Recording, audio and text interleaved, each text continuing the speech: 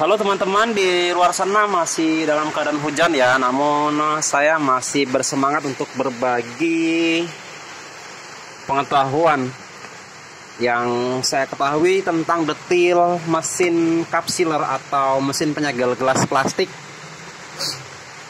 berbagai merek.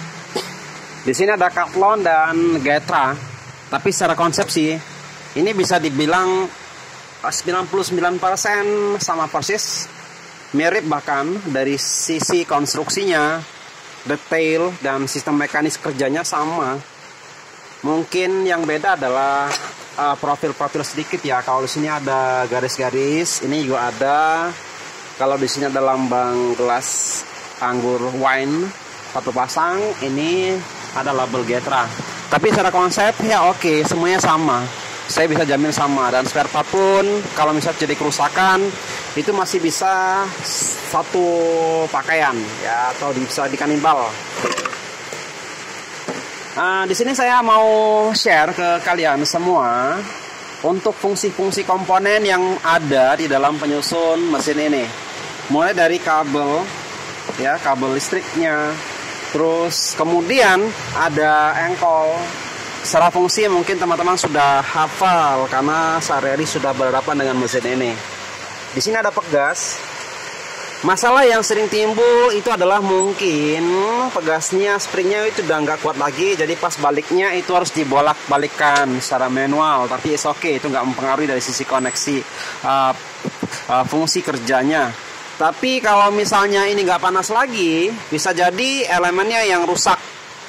Nah, seperti yang kita temui kemarin ya tadi, itu adalah kerusakannya ternyata bukan karena elemennya rusak, tapi karena konektor yang ada untuk menghubungkan antara elemen dan kabel itu rapuh. Entah itu karena terlalu sering terpapar dengan jamur atau lain sebagainya, akhirnya timbul korosi di sekitaran konektornya, sehingga sekunnya itu rusak, putus, kita ganti. Dan alhamdulillah ini udah nyala, udah oke. Nah, yang kita ketahui di dalam elemen itu ada semacam sensor seperti termostat ya, yang terhubung dengan level pengaturan berapa suhu optimum yang akan kita gunakan sebagai limitasi. Jadi fungsinya adalah pembatas.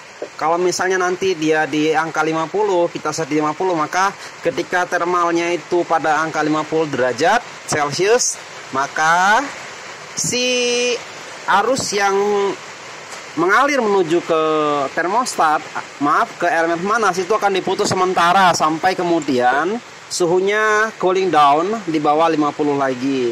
Oke, ini adalah konsep controlling yang paling primitif karena di on off ya. Jadi lumayan boros listrik, saya bisa jamin, karena on off, on off, on off, on off. Oke, kita akan langsung buka lagi panelnya. Di sini saya tidak ada asisten, jadi buka sendiri. Saya mau pakai impact tapi takut nanti kalah sininya, jadi pakai ini aja ya. Kita buka satu persatu. Di sini ada 4 baut. Kalau teman-teman ingin buka untuk elemennya, itu saya ada video tutorial sebelumnya, bisa dicari di list video saya. Cara mengganti elemen atau membuka elemennya mudah sekali. Jangan buka semuanya ya, karena kalau nanti cerai berai terbuka semua, itu akan sangat repot untuk mengembalikan ke posisi awal. Jadi buka saja. Itu ada, ingat, ada 3 baut yang dibuka, 3 pasang baut, sebelah kiri 3, sebelah kanan 3. Ini untuk baut panel depan. Dan ada 2 baut untuk handle bawah. Di sini akan kita cek sekalian.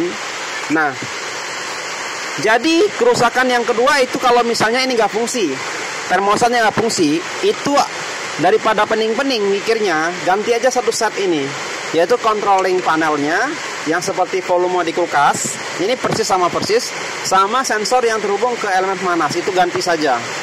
Nah, ini ada indikator suhu dan indikator lampu. Lampu ini adalah indikator on off yang langsung terhubung dengan panel listrik. Ketika ini on, maka secara paralel ini akan nyala juga.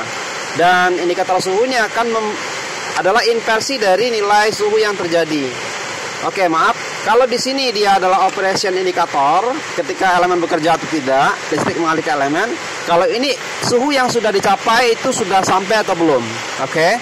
Ketika sudah sampai, maka dia langsung berubah statusnya.